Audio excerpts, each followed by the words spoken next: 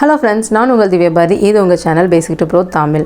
இந்த வீடியோவில் நாம் MongoDB டேட்டாபேஸை Windows OSல எப்படி டவுன்லோட் பண்ணி இன்ஸ்டால் பண்ணுறதுன்னு பார்க்கலாம்.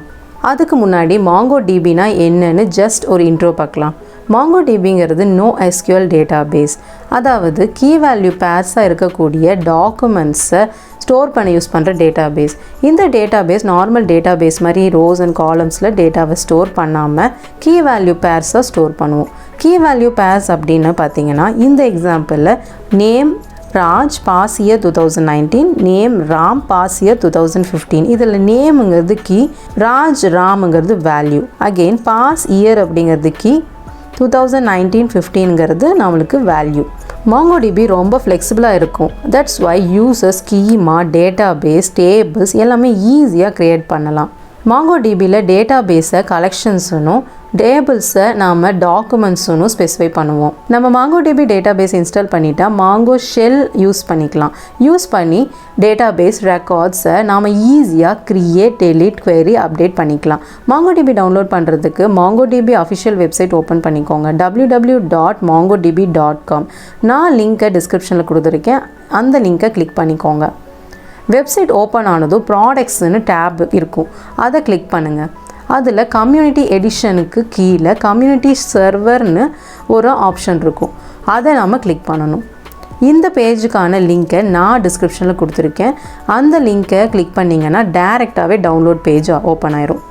இந்த பேஜில் ரைட் சைடில் அவைலபிள் டவுன்லோட்ஸுக்கு கீழே 3 ஆப்ஷன்ஸ் இருக்கும்.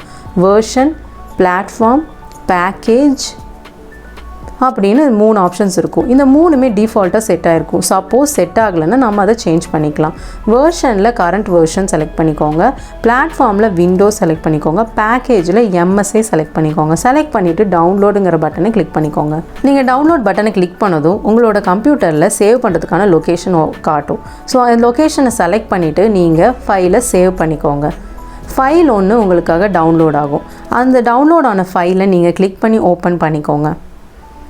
இந்த மாதிரி ஒரு செட்டப் விண்டோ ஓப்பன் ஆகும். இதில் ஃபர்ஸ்ட் விண்டோவில் நெக்ஸ்ட் கிளிக் பண்ணுங்கள்.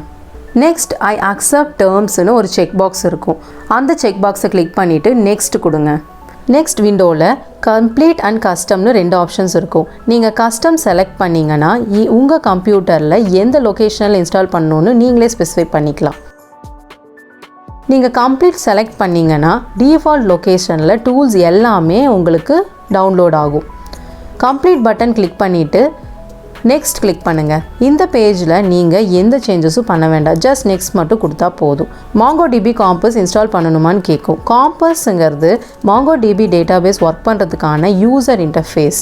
இன்ஸ்டால் MongoDB காம்பஸ் செக் பாக்ஸை கிளிக் பண்ணிக்கோங்க. நெக்ஸ்ட் கிளிக் பண்ணுங்கள். இப்போ இன்ஸ்டால் கிளிக் பண்ணுங்கள். உங்களோட MongoDB டேட்டாபேஸ் உங்கள் சிஸ்டமில் இப்படி தான் இன்ஸ்டால் ஆகும். செட்டப் விண்டோ கம்ப்ளீட் ஆனதும் ஃபினிஷ் கொடுத்துருங்க. உங்களோட சிஸ்டமில் இப்போ MongoDB சக்ஸஸ்ஃபுல்லாக இன்ஸ்டால் ஆயிடுச்சு. நெக்ஸ்ட் நாம் MongoDB யூஸ் பண்ணுறதுக்கு முன்னாடி இம்பார்ட்டண்ட்டாக பண்ண வேண்டிய விஷயம் என்விரான்மெண்டல் வேரியபிளை செட் பண்ணுறது. அது எப்படி பண்ணுறதுன்னு பார்க்கலாம் வாங்க. உங்கள் கம்ப்யூட்டரில் திஸ் PC போயிட்டு C டிரைவ் ஓப்பன் பண்ணிக்கோங்க. ப்ரோக்ராம் ஃபைல்ஸில் MongoDB, next server, next 5.0, next bin open பண்ணிவிட்டு இந்த இடத்துல ரைட் கிளிக் பண்ணி பாத்தை செலக்ட் பண்ணிக்கோங்க. செலக்ட் பண்ணி காப்பி பண்ணிக்கோங்க. தென் அகெயின் திஸ் PC போயிட்டு ரைட் கிளிக் பண்ணி ப்ராப்பர்ட்டிஸ் ஓப்பன் பண்ணுங்கள். அதில் அட்வான்ஸ்டு சிஸ்டம் செட்டிங்ஸ் கிளிக் பண்ணிக்கோங்க.